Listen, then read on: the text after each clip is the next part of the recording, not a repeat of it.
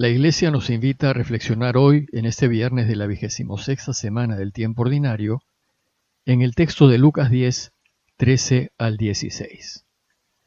Y hoy, 2 de octubre, la Iglesia también recuerda a los ángeles custodios o ángeles de la guarda. La Iglesia cree que dentro de la multiplicidad de la creación de Dios, y que nosotros desconocemos, los ángeles son seres espirituales al servicio de Dios y en beneficio de su Iglesia, es decir, de nosotros. Esta creencia la hemos heredado del judaísmo, y hay muchos pasajes de la Biblia, y en concreto del Nuevo Testamento, que mencionan a los ángeles. Por ejemplo, recordemos al ángel que se apareció en sueños a José para animarlo a huir y a esconderse en Egipto con María y Jesús, y para después volver a Israel.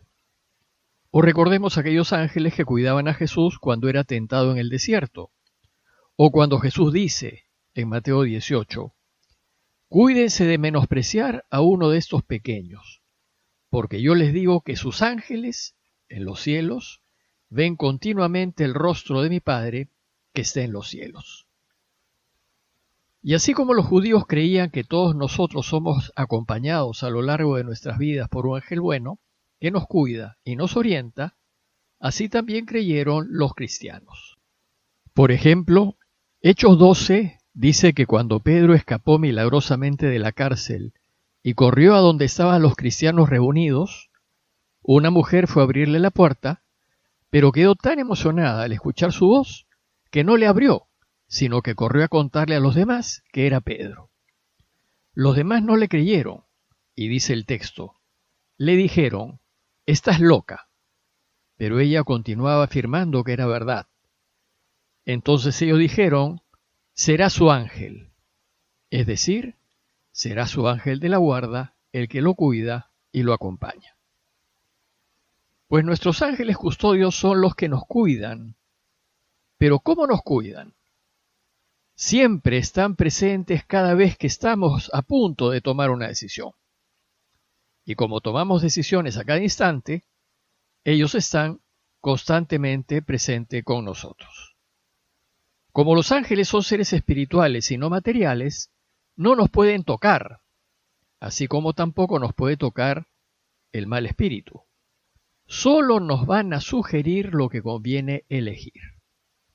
Nuestros ángeles, a través de nuestros pensamientos y sentimientos, nos ayudan a elegir la alternativa que Dios desea, la mejor, la que más nos ayude, y a no considerar, y más bien descartar, aquella alternativa que nos separa de Dios.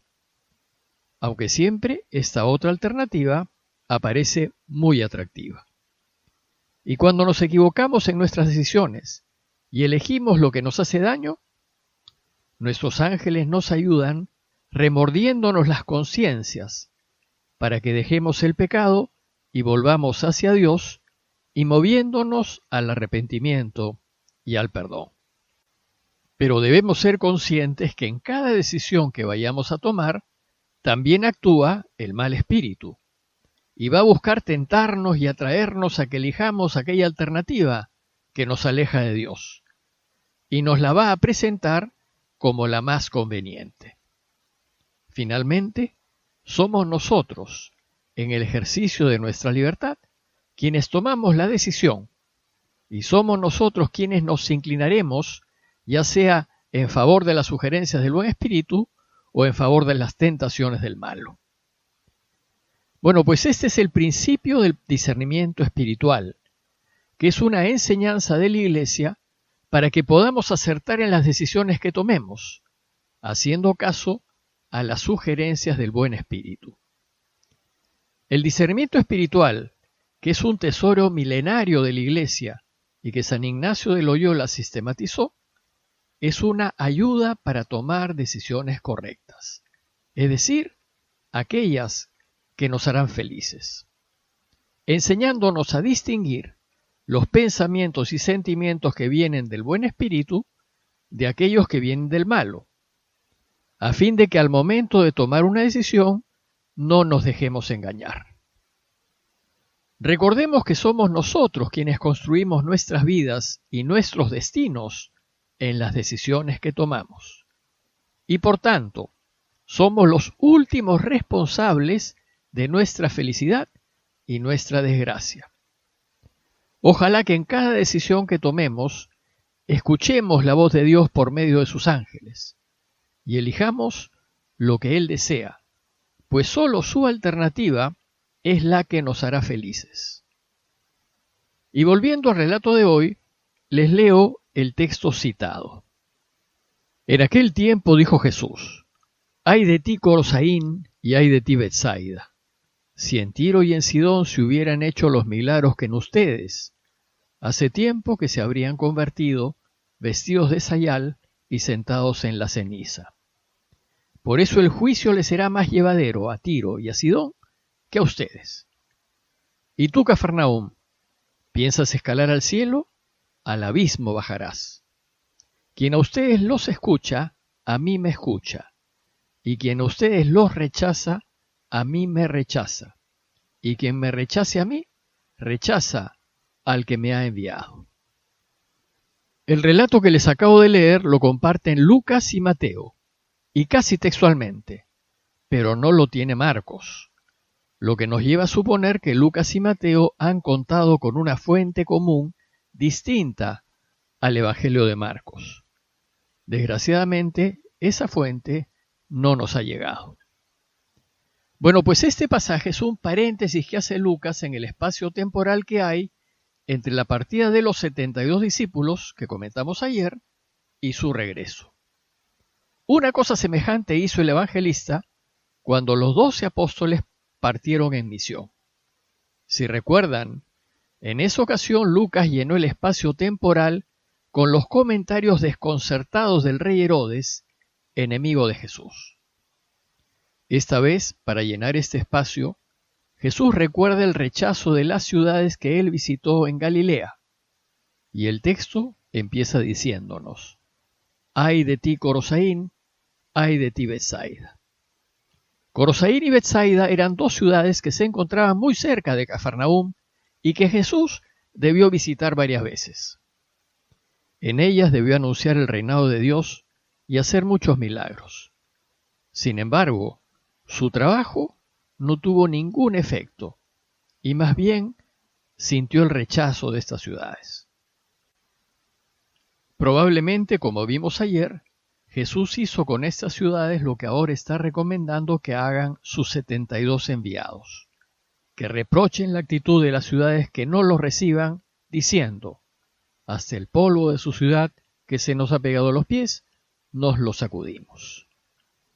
El reproche que hace Jesús es por la incapacidad de estos pueblos para reconocer lo evidente y no querer aceptar lo que demuestran las obras, que Él es el Mesías.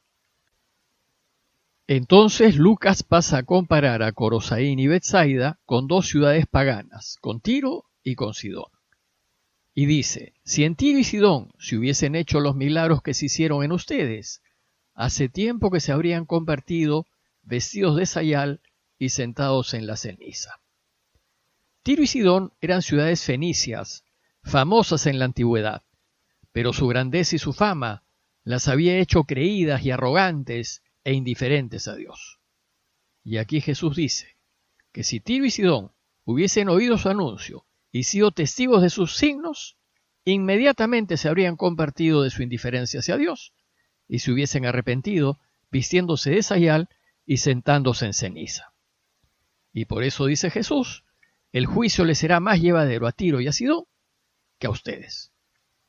En la antigüedad, vestirse de sayal y sentarse en cenizas era señal de arrepentimiento y conversión. El sayal era un vestido grueso, de tela muy rústica, que se ponía a la cintura. Además, los arrepentidos se sentaban en cenizas, señal de lo quemado y de lo que ya no sirve, y se ponían ceniza en la cabeza a fin de mostrar su tristeza y su penitencia.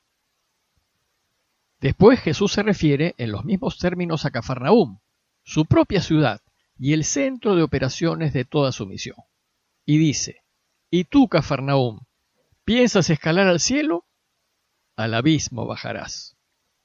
Los habitantes de Cafarnaúm tampoco fueron capaces de ver el reinado de Dios en las obras de Jesús. Y esto lleva a que Jesús les llame la atención.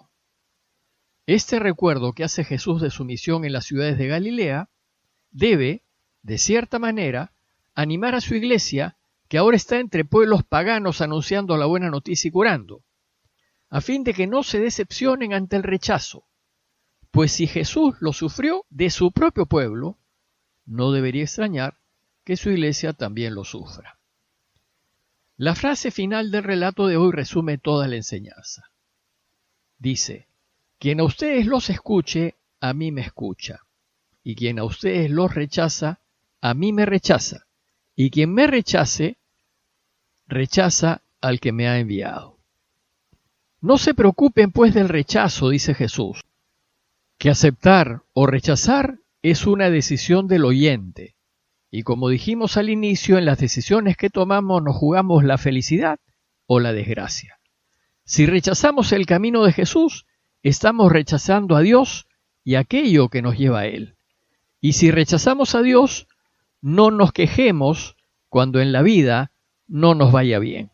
Pues si uno no es feliz, no es culpa de Dios, se debe a que no hemos decidido correctamente. A manera de conclusión, los invito a pensar en las decisiones que hemos tomado en la vida y a preguntarnos si realmente somos o no somos felices. ¿Qué decisiones equivocadas hemos tomado en la vida porque fuimos movidos más por nuestros deseos, intereses y conveniencias y no nos dejamos mover por lo que es recto, justo y bueno?